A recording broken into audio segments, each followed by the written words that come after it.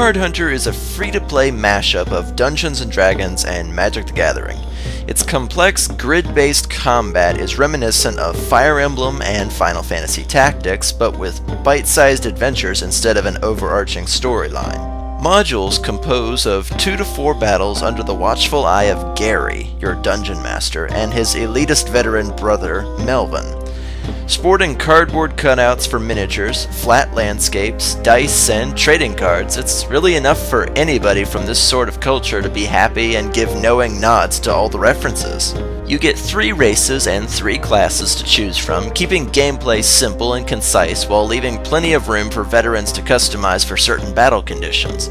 The equipment attached to your characters will account for the cards that are in your battle deck. So, swords will give you attack cards, shields will give you blocking cards, and so on and so forth. Easy to learn, tough and tactical to master. Any problems that come with a system like this are inherent, unfortunately. You can find yourself without any attack cards, without any armor cards, etc. at the worst possible times, and you are at the mercy of the dice to make sure that everything functions. This can be the cause of a lot of frustration if you have to eat multiple attacks without moving or blocking, or corner a boss and have nothing to hit him with for multiple turns. This can be a deal breaker for some people, as the random nature of both dice and deck will have you screaming at the screen during high-stakes battles. More often than not, it is not the enemy that screws you over, but a bad draw or a bad dice roll. The enemy AI is not stupid either. If you cowboy into a group of monsters, you will get your ass kicked, and if you think your DM will be merciful if you make a really dumb mistake, don't. Challenge is a constant in Card Hunter, and there will be plenty of hard-earned victories, making it extra satisfying when you win a battle by the skin of your teeth. Using corners, choke points, bridges, and the like to your advantage is a must so that you don't get overwhelmed. More often than not, you will be outnumbered, and meeting the enemy head-on is a bad idea 99% of the time. Given a small paragraph of story for each spot on the map, you can hack, slash, and zap your way through adventures. Most of the time it's either kill everything or hold certain victory tiles, but the bits and pieces of the story are always interesting. Then there's the great loot, which you can't sell for some reason. I was floored when I found out that you can't sell your loot until around level 7.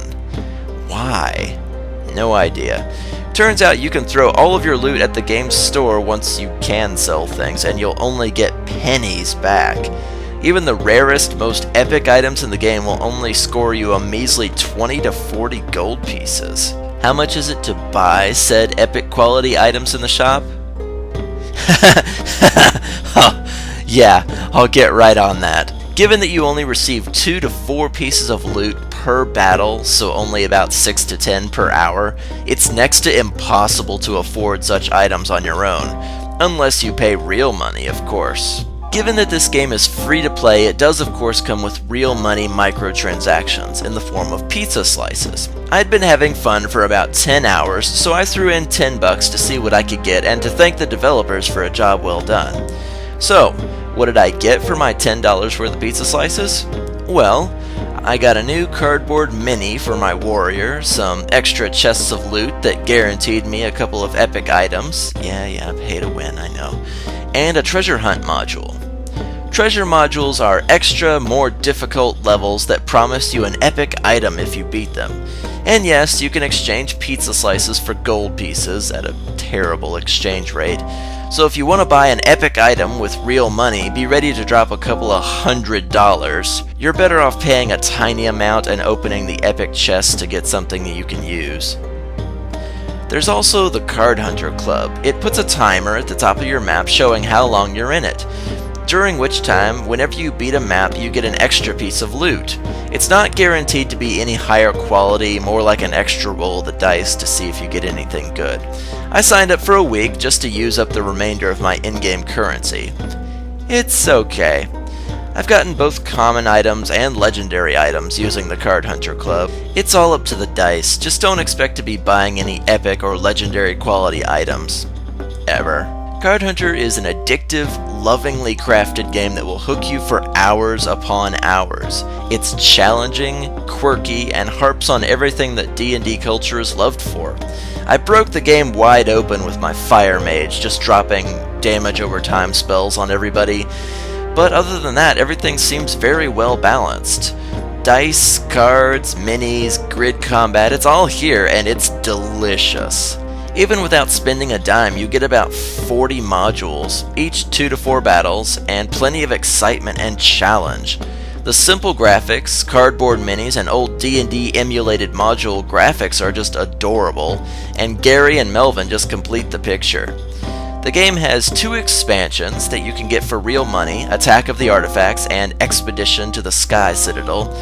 Basically more levels with higher level stuff to enjoy. Like I said, you are very much at the mercy of the dice and the cards drawn from your deck, so there will be serious frustration against things that are basically out of your control. But if you're okay with that and can enjoy the board game mindset, then this won't bother you. If you want to enjoy some nostalgia on the shoulders of both D&D and Magic the Gathering, Card Hunter is definitely for you. I highly recommend it.